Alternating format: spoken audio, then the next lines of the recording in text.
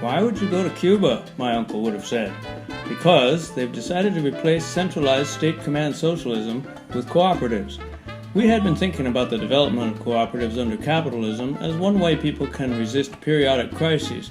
So when we heard that cooperatives were also being developed in Cuba, we wanted to understand how they were doing it and how it would help their society in the face of both the embargo and internal policy errors. Not that there were any. Okay, there were some. Agricultural cooperatives date back to 1879 in Cuba. After the revolution in 1959, the new government encouraged their growth. They have consistently had higher yields than state-run farms. After the collapse of the Soviet Union in 1991, the state encouraged the growth and development of agricultural co-ops even more. The Cuban economy has never quite recovered from the effects of the collapse of the Soviet Union, its major benefactor for 30 years. And now, its second benefactor, Venezuela, is endangered. Meanwhile, the two major sources of hard currency are now tourism and export of medical supplies and expertise. With 84% of the workforce employed by the state, there's overstaffing and low worker motivation. The government leadership has been coming to terms with inefficiency and a financially unsustainable situation. Close to 500,000 workers are being laid off, and to deal with that, Cuba is opening up to small private enterprise, beauty parlors, restaurants, repair shops, and more. The decision was also made to substitute worker-managed cooperatives for state-run enterprises as one way to maintain emphasis on socialist values and practices. These co-ops can replace passive participation under centralized state socialism with the proactive involvement that is better suited to democratic socialism. In 2011, the 6th Cuban Communist Party Congress approved economic reform goals called the Guidelines on Economic and Social Policy for the Party and the Revolution, commonly referred to as the Lineamientos. The guidelines consist of 313 points, which I will now enumerate. Or maybe for now, just this one. Dramatically increase non-state sector employment of the labor force. That means allow small businesses and cooperatives. The new provisional law offers incentives to cooperatives. They get tax breaks, they can buy supplies from the state wholesale, they get priority in leasing state-owned property, and they get access to credit from the state bank. A final cooperative law based on successes and challenges experienced up to that point is due to be enacted in 2016. As of the middle of 2014, 498 worker cooperatives had been approved. 384 of them are conversions from state-owned enterprises, and 114 are based on proposals from small groups of entrepreneurs who want to develop worker-owned rather than boss-owned businesses. The new endorsement of cooperatives is not intended as a move toward capitalism or an abandonment of socialist principles. Rather, it's part of an effort to update the Cuban economy, part of Raul Castro's pragmatic reforms. This reform requires letting go of centralized controls. Already, more independent functioning has led to more productivity and to increased initiative by the members of the cooperatives. In theory, by making decisions democratically at their workplace, people change their way of thinking from a sense of entitlement with little participation to much more enthusiastic involvement in the growth and development of the economy. The cooperatives we visited were the garment factory, a bottling plant for agricultural products, a bamboo furniture and craft workshop, a ceramics workshop, an herbal medicine production plant, a bus company, a construction cooperative, and 3 restaurants. Cooperative workers have increased their incomes, often earning 3 times what they did in state-run enterprises. And many workers we spoke with recognized that cooperatives brought more than higher pay. Co-ops combine material and moral incentives, linking individual and collective interests. At the garment factory, for example, we were told, as a co-op, we are owners of our own destiny. We expect that here in the United States any time now.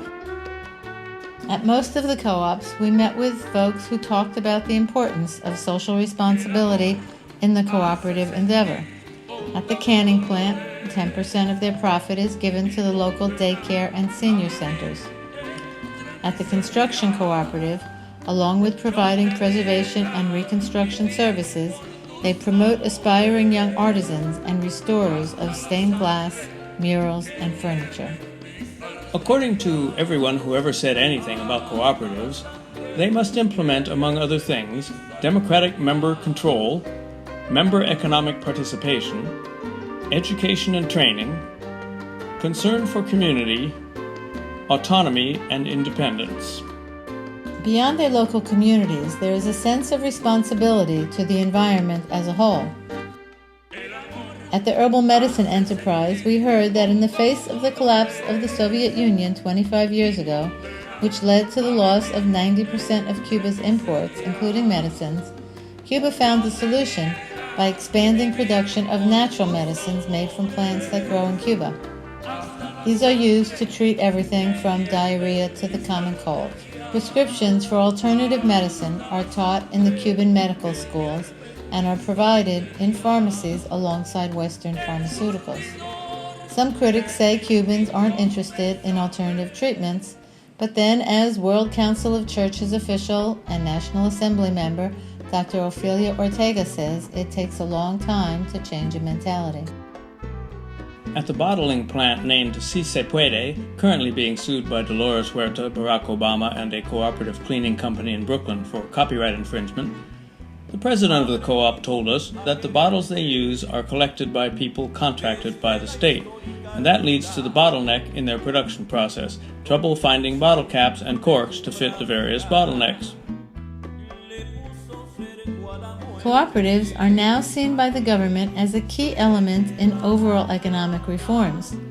Cuban economist Camila Pinheiro Harnacker, in the preface to the recently released book, Cooperatives and Socialism in Cuba, which she edited, says, "The value of the cooperative lies in the social relations of production that are established among its members, relations between associated producers rather than between wage workers and capitalists.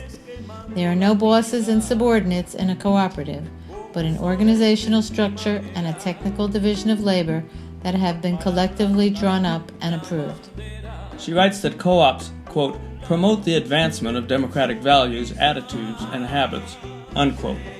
With the growth of co-ops, these values can thrive much more than they did under a more bureaucratic state socialist economic system, unless the people are too worn down by embargo and a bureaucratized system, too tired and even hungry, and no one can figure out how to flush the bureaucracy out so that people can be mobilized into the next act of this grand drama, and this time direct the play themselves. Beyond taxation and loan policies, the state is promoting cooperatives by relaxing administrative control over businesses. This way, workers are more likely to develop the skills of participatory democracy where they work. But people need training in cooperativism, in techniques of planning, accounting, and human resource management specific to working in a cooperative. So far, there is not a locally organized or centralized way to make sure that's happening in all the new co-ops. So on the one hand, there's definitely a commitment, but on the other hand, the state is not doing all it could to make cooperatives happen and thrive on a large scale. There are national and international organizations working on this way of organizing economic enterprises, and delegations have come to teach as well as to learn from the cooperatives in Cuba. Cubans can learn a great deal from the research and analysis done about the long-standing co-op movements in Spain, Canada, Scotland, Argentina, Venezuela, and even in the U.S. Democratically self-governing cooperatives are an essential feature of progressive anti-capitalist organizing, both here in the U.S. and in Cuba. Cuba may be laying the foundation for a significant part of its economy being cooperatively run. Shortages of raw materials, parts, and technology will continue to be the norm as long as the U.S. blockade is in place. When those restrictions are lifted, it's possible there will be dramatic change in many areas of Cuban life. Cooperatives can act as a buffer against the growth of a capitalist class that profits from the exploitation of its workers. Cooperation and workplace democracy can help socialism grow and continue to evolve. The alternative is not acceptable. The next phase of U.S. left solidarity with Cuba should include taking responsibility to mobilize whatever resources we can to help Cubans resist the attempt of their northern neighbor to subvert from within the values that we all stand for. Participatory democracy and socialism. What more could anyone ask for?